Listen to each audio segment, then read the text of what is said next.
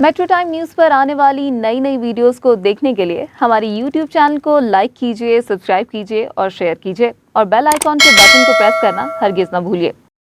मियाँ आसिम मुमताज़ साहब इस वक्त हमारे साथ मौजूद हैं। अस्सलाम वालेकुम। वालेकुम अस्सलाम। तो ये बताइए कि शहबाज गिल साहब को अरेस्ट किया हुआ है और आज उनको पेश भी किया गया था, कपड़ा उनके ऊपर डाला हुआ था। ये मुझे बताइए कि ये किस तरह की चीज़ें हो रही हैं पाकिस्तान के अंदर और ये इस केस के हवाले से भी थोड़ा ब्रीफ करें। गुजारिश ये है कि डकैती के जो होते हैं ना लोग, जिनकी एक ग्लिम्स देखी हो, एक झलक देखी हो, गायब हो गया, वो आपके गांव का नहीं है, पहले से आपसे वाकिफ़ नहीं है, तो उसकी असल में आर्टिकल 22 QSO कानून शनाख्त ऑर्डर के तहत उनकी आपने शनाख्त परेड करवानी होती है। डमी लोग साथ खड़े होते हैं सो डैट उसमें से बंदा पहचान ले कि ये कौन बंदा है। ये वो बंदा नहीं होता जो सिडिशन में हो, म्यूटनी में हो, जो इसके ऊपर इल्ज़ाम आते हैं। 120 के ये जो सेक्शन है सारे पिनल कोड के, 124 के, ठीक है, 506 के, ये जो सिडिशन है, ये चाहे जितना मर्ज़ी खौफनाक किस्म का जुर्म आप लगा दें तो वो इल्ज़ाम होता है। इल्ज़ाम के ऊपर until unless you have not collect the incriminating evidence against the accused, you are presumed to be an innocent person.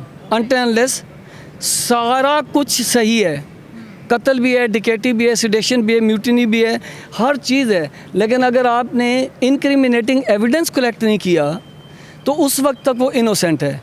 और ये जो ड्रामे श्रामे हो रहे हैं ना, तो मेरा ये ख्याल है कि इससे पहले बड़े बड़े जो नामवर किस्म के पॉलिटिशियन हैं, इससे ज़्यादा सख्त नाम उनके आते हैं और उन्होंने बाय नेम इदारों के सरबराहों का नाम लेकर इस तरह के इल्ज़ामात लगाए हैं। या तो आप यूनिफॉर्मिटी रखें, जंगल में नहीं रह रहे, या तो सारों लोगों को बराबर रखें।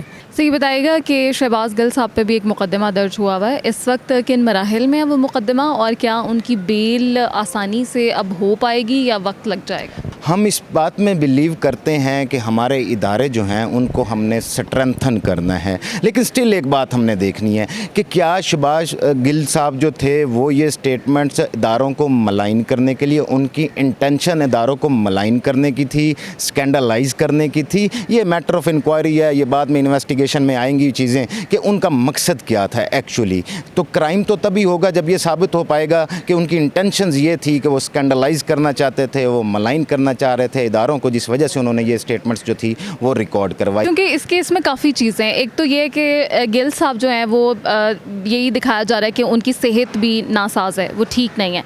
इस सूरत में और जो एक चीज़ आ रही है कि उनके ऊपर तशद्दुद किया गया, उनको बरहना करके, ये दो चीज़ें जो हैं ये उनको केस में कितनी आसानी देती हैं कि उन्हें बेल मिल जाए? जी मैडम, देखिए कॉन्स्टिट्यूशन ऑफ पाकिस्तान 1973 का article 10A, right to fair trial, कोई भी शख्स हो, उसको रियासत उसके ख़िलाफ़ किसी किस्म के एलिगेशंस मर्जी हों, उसको रियासत की रिस्पॉन्सिबिलिटी है कि वो उसको चांस प्रोवाइड करे, मौका दे ख़ुद को डिफेंड करने का। और जो पुलिस ऑर्डिनेंस 2002 है या पुलिस रूल्स 1934 है, अगर पुलिस ऑर्डिनेंस 2002 की भी बात कर लें तो वो भी, उसका आर्टिकल 3 भी कहता है कि पुलिस इन्वेस्टिगेशन के जितने भी इदारे हैं उनका जो रवैया होगा वो डिसेंट होना चाहिए, वो कत्तन क्रूअल नहीं होना चाहिए, कत्तन किसी बंदे को टॉर्चर नहीं किया जा सकता। फिज़िकल रिमांड का भी कत्तन ये मतलब तो नहीं है कि आप फिज़िकल रिमांड जो 167 CRPC के अकॉर्डिंग ग्रांट किया जाता है उसका भी मकसद कत्तन ये तो नहीं है कि आप लोगों को टॉर्चर करें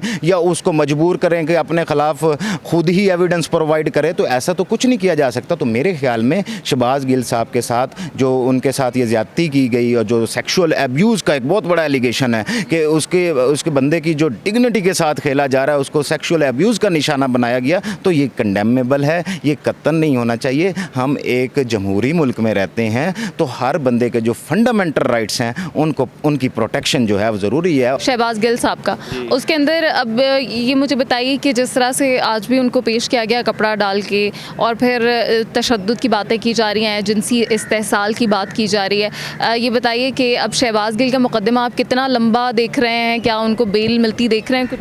देखिए जी, एक जो मुकदमे के फैक्ट्स हैं वो और चीज़ है। तशद्दुद वियना कन्वेंशन पाकिस्तानी लॉ इस पर बड़ा क्लियर है, किसी भी अंडर कस्टडी प्रिजनर के ख़िलाफ़ आप तशद्दुद नहीं कर सकते। ये इंटरनेशनल लॉ भी है और पाकिस्तान का लॉ भी है। वो हुआ जब वो इलीगल है, वो अनकॉन्स्टिट्यूशनल है और वो सोसाइटी के अखलाकियात के भी बहुत खिलाफ है और तो गलत है। अभी जैसे वो कह रहे हैं कि उन्होंने खुद भी दिखाया तशद्दुद के निशानात, तो अभी क्या होगा यानी इसके बाद? इसके बाद देखिए जी, अभी तो मेरे ख्याल में उनका रिमांड पे और बेल पे चल रहा है और देखते हैं। मेरे ख्याल में तो ये केस भी इतना बड़ा केस नहीं था जो उन्होंने लीगली देखें, वो नहीं बनता। उसने जो बात की है, सुप्रीम कोर्ट का आर्डर है, कैद आज़म का फरमान है कि जो सिविल सर्वेंट है वो आइन और कानून के तहत काम करेगा। वो किसी इलीगल एक्ट को जो उसका सब ऑर्डिनेट अगर वो सीनियर भी कहता है और कानून के खिलाफ है तो वो उसका करने पर पाबंद नहीं है। ये सुप्रीम कोर्ट की जजमेंट है इस पर।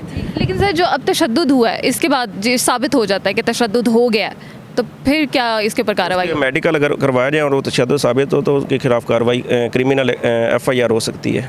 ये जो इन्वॉल्व है इस केस में, जो IO है और उसके रिलेटेड और वो शहबाज गिल के स्टेटमेंट के मुताबिक किस किस ने किया उस इन्वॉल्व, वो तो उसका स्टेटमेंट इंडिपेंडेंट जब वो कस्टडी से बाहर आएगा तो वो बताएगा कौन पर्सन थे। इसमें आसानी से बेल होती है उनकी देख रहे हैं या लंबा चलते देख रहे हैं इस केस में? मेरे ख्याल में तो जल्दी बेल हो जानी चाहिए। से ये बताइए कि शहबाज गिल साहब का भी एक हाई प्रोफाइल केस है और उनके केस में भी काफ़ी चीज़ें हैं, जैसे कि बताया जा रहा है कि दिखाया भी जा रहा है कि वो एक मरीज़ भी हैं और बीमारी की हालत में भी थे, फिर उनके ऊपर तशद्दुद किया गया। तो मुझे बताइए कि अब इसके बाद इस केस का क्या अहवाल है, क्या सूरत हाल बनती है? ये देखें जी, ये शहबाज गिल वाला जो केस है, इसमें खैर अदलिया के या इंसाफ के तो कपड़े पहले ही उतरे हुए थे। इसने मज़ीद इनको नंगा कर दिया है कि आप ये सोचें कि एक आम आदमी के साथ क्या सलूक होता है अगर एक शहबाज गिल जो एक PhD है, बाहर से पढ़ा हुआ है और उस्ताद है, उसके साथ आप ये वाला हाल उसका करते हैं, तो एक आम आदमी का क्या हाल होगा? सबसे पहले तो जिस पे आर्टिकल लगाया गया है, क्या इससे पहले पाकिस्तान में किसी ने आर्टिकल 6 जो है ना वो उसको नहीं तोड़ा? आइन को बहुत सारे लोगों ने तोड़ा, क्या उनको सज़ा मिली है? और दूसरा ये है कि इस पे आर्टिकल 6 अट्रैक्ट नहीं करता। तीसरी बात यह है कि जिस तरह से उसको शर्मनाक तरीके से गिरफ़्तार किया गया, फिर उसको इस केस को इतना हाईलाइट कर दिया गया कि जिस बंदे को नहीं भी था पता इस केस का, उसको भी पता चल गया।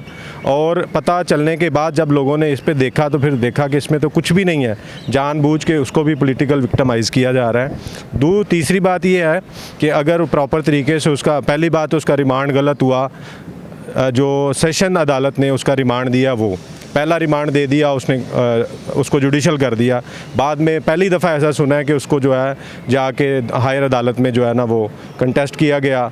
उसके बाद उसका तशद्दुद किया गया, वो भी सारा मीडिया के सामने है। और उससे एक गैर अखलाकी हरकत आप ये देख लें कि अपने किए को जायज़ करने के लिए एक उसकी वीडियो जो है वो जाली किस्म की वो दी गई कि जनाब वो तो ये है, और हर बंदे को पता है।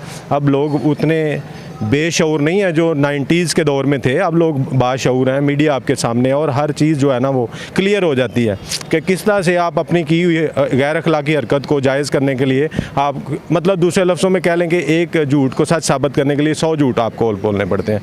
तो इस केस में कुछ भी नहीं है, जस्ट एक पॉलिटिकल विक्टिमाइजेशन है और कुछ नहीं है।